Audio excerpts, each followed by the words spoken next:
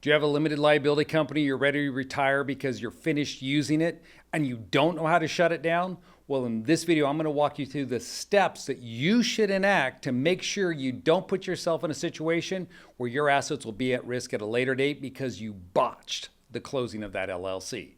All right, let's get started. Okay, so this happens a lot. People will set up limited liability companies. Maybe it's to flip a piece of property. Maybe it was a hold that you had in the LLC and you've now sold that property, that longer term hold, and you've got this company just floating around out there and you haven't taken title to any other assets because you realize maybe there's some liability still associated with that asset that you sold, and you don't want this LLC now to continue to conduct business and carry that baggage around with it. So what you'd like to do is shut it down. Now that's just one example. There could be a million different examples of why you want to shut down your LLC. But the question often becomes, what should you do? Now I've heard people talk about this before. They say, hey, if you're done with the LLC, just leave it alone. Eventually the state will dissolve it because if you're not renewing the entity, then it'll be administratively dissolved. And so why take any action? Well, I'll tell you this.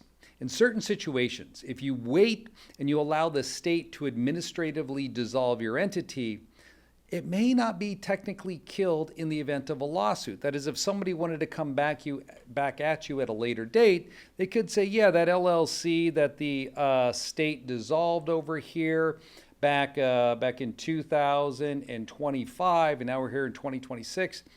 Well, technically, it still could be there because you never has shown an intent to close that entity. So maybe I would argue, hey, you still intended to keep it around. You just forgot to file the renewal, so the entity can still exist. I mean, people are shocked to learn this, that even if the entity is dissolved with the state, if the members of that entity have not agreed to dissolve the entity, then technically it's still there.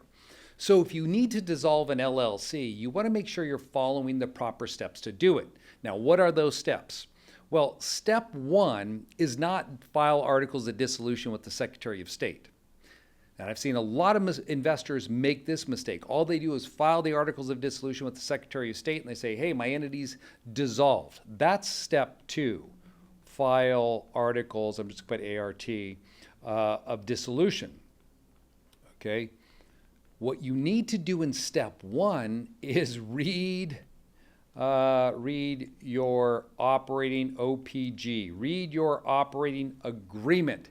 That's what you need to be doing here. Now, why do I say that? Because your operating agreement for your LLC will tell you exactly what you must do in order to dissolve this company. Generally speaking, in most operating agreements, it's going to require that the members meet, and if it's a manager-managed LLC, that the members and the managers meet, and there be a formal recognition of dissolution, that there's a meeting and the members then resolve to dissolve out that limited liability company, and that is reflected in the meeting notes of the LLC. So this is really important you go through with this process, because if you skip that process and all you do is go right to filing the articles of dissolution, you're leaving yourself open again to that argument. Well, you didn't follow the process to dissolve the LLC. Yes, you filed the articles of dissolution. However, since you didn't follow the operating agreement, maybe you technically lose the shield of the LLC. Now, if you just jumped into this video right now and you're thinking to yourself, wait a minute, Clint, why do I care about all this? Okay, about losing the shield of the LLC. You know, when would this ever be an issue? Well, let's assume that I sold this property to this homeowner right here. And maybe this homeowner bought the property and they felt pressured into buying it because the real estate market was super hot and they waived all their contingencies and inspections to buy the property.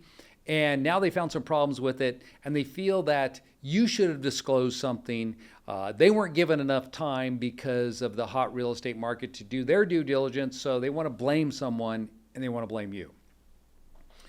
Now, if you're saying to yourself, this sounds ridiculous, I actually met someone in an airport one day that was asking me how to sue the seller of a property she bought under the circumstances I just described. Now, the last thing you want to be is in a place where they're suing your LLC that sold the property and they're breaking the LLC because you failed to follow the formalities of that limited liability company, and now they're holding you personally liable. That's why you need to read your operating agreement and follow what is required in there. There will be a clause that explains how to dissolve it. Okay, so then after you've done that, you've gone through that process and you file your Articles of Dissolution, okay, with the Secretary of State. Now, when you file those Articles of Dissolution, step 3 could be step 2. So I'll just put this. You want to close out bank account. Okay, so you want to close out your bank account for that limited liability company if you have a bank account that's open in the name of it. And so that means draw all the money out and shut the bank account down. So you maybe want to do this step, possibly as step 2, and then file the Articles of Dissolution, step 3. It doesn't really matter, but I think you can decide which there, 2 or 3, or 3 before 2. But you want to make sure you do that relatively close together to pull all those funds out of that company. Now, if you know of any debts when you do this, don't think by shutting down your LLC and pulling the money out that you're able to get away from these debts.